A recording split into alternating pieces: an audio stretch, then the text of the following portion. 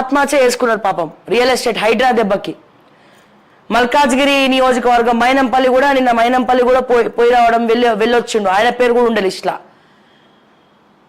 అతను కూడా రెడ్డియే కదా మరి. మనస్తాపానికి గురై బిల్డరు రెడ్డి అనుకుంటా, రెడ్డియేనా అనుకుంటా.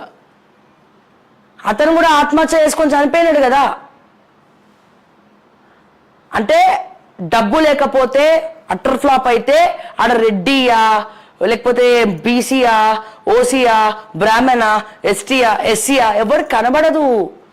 అందరికి ఒకటే, డబ్బు లేకపోతే అందరికి ఒకటే, అంతే. పాకులాడేది డబ్బుల కోసము, రాజకీయ నాయకులేమో పవర్ కోసం. అయితే పవర్ లేకపోతే డబ్బు కోసం. ఆ పవర్ ఉంటుంది కదా, అది జైపో జైపో అని రుబాబు చూపినికే. మల్కాజ్గిరి నేటివ్ ఓకే, అతనిది బిల్డర్ది ఆత్మహత్య చేసుకొని చనిపోయాడు. కారణం ఏంటి? హైడ్రానే కారణం కాదని చెప్పమనండి. హైడ్రా కారణం కాదని చెప్పమనండి. హైడ్రా వల్ల ఎన్నో రియల్ ఎస్టేట్లు కుప్పకూలిపోయినాయి. మరి ఇదే హైడ్రా వంశీరామ్స్ బిల్డర్స్ మీద ఎందుకు పెట్టదు?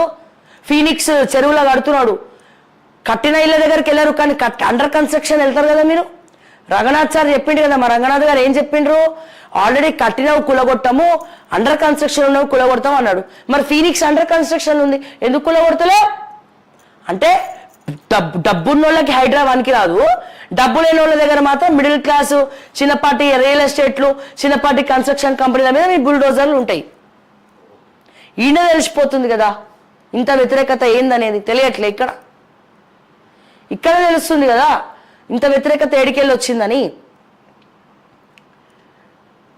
డబ్బు లేకపోతే మనకి కులం గుర్తురాదు, మతం గుర్తురాదు, డబ్బే గుర్తొస్తుంది, పేదరికమే గుర్తొస్తుంది, ఆకలే గుర్తొస్తుంది, దాహమే దాహమైతా ఉంటుంది నీళ్ళు కూడా లేకపోతే.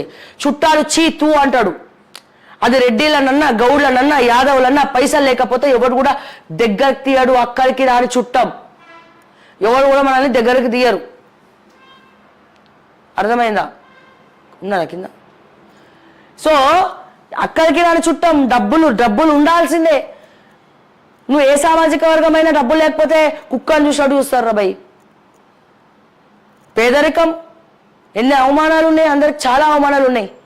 ఇప్పుడు ఈ జనరేషన్ మారబోతుంది, ముందు ట్రెండ్ మారుతుంది. సో అందుకే మన భారతదేశం ఇంకా వెనుకబడే ఉన్నది. నేను అందుకే ప్రతిసారి మాట్లాడతా, డబ్బు ఉన్నది ఒక కులం చేయండి, డబ్బు లేని వాళ్ళని ఒక కులం చేయండి, డబ్బు ఉన్న వాళ్ళకు ఒక రిజర్వేషన్ ఇవ్వండి, డబ్బు లేని వాళ్ళకు ఒక రిజర్వేషన్ ఇవ్వండి, మిడిల్ క్లాస్ ఫ్యామిలీలకు ఒక రిజర్వేషన్ ఇవ్వండి. 3 రిజర్వేషన్లు. డబ్బు ఉన్నది ఒక రిజర్వేషన్, డబ్బు లేనివాడు ఒక రిజర్వేషన్, మిడిల్ క్లాస్ వాళ్ళు ఒక రిజర్వేషన్. అయిపోయి గవర్నమెంట్ ఇచ్చే సంక్షేమ పథకాలన్నీ కూడా డబ్బు లేని రిజర్వేషన్కి పోవాలి. ఏమవుతుంది? ఆకలి చావులు ఉండవు, దాహం దప్పికలు ఉండవు, ఏముండవు. పేదవాడు ఆ పేద రిజర్వేషన్ ఏదైతే డబ్బు లేని రిజర్వేషన్ ఉందో ఆ డబ్బు లేని రిజర్వేషన్ కి సంక్షేమ పథకాలు ఇచ్చి చదివిపిస్తే వాళ్ళు ఉద్యోగాలు చేసి వాళ్ళు కూడా అభివృద్ధి అయి పైకి వస్తారు. ఆ డబ్బు లేని కులంలో ఎస్టీలు ఉండొచ్చు, ఎస్సీలు ఉండొచ్చు, ఓసీ ఉండొచ్చు, బీసీ ఉండొచ్చు, మైనారిటీ ఉండొచ్చు, క్రిస్టియానిటీ ఉండొచ్చు, ఎవరన్నా ఉండొచ్చు అండి. డబ్బు లేని కులం అంతే, అది డబ్బు లేని రిజర్వేషన్. అప్పుడు కదా మన భారతదేశం ఆకలి చావులు ఉండవు, ముందరికెళ్తుంది. సో ఇక ఇట్లా మాట్లాడుకుంటూ పోతే ఈ సబ్జెక్టు మీద ఇది ఒక సముద్రం లాంటిది. ఇది ఒక్కొక్కరి మైండ్ సెట్స్ ఒక్కొక్కలాగా ఉంటుంది. ఎవరి మైండ్ సెట్స్ ఎట్లనే ఉండొచ్చు, కానీ కులాల మధ్యలో చిచ్చు పెట్టడం చాలా పెద్ద తప్పు.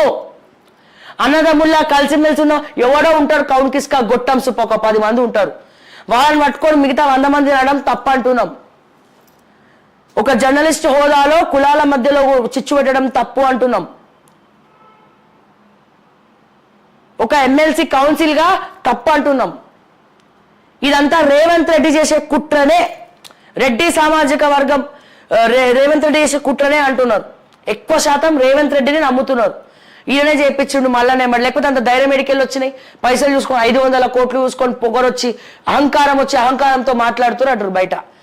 లేదా కేసీఆర్ చేసిండి ఇదంతా అంటున్నారు. కేసీఆర్ చేయాలంటే తీర్మానం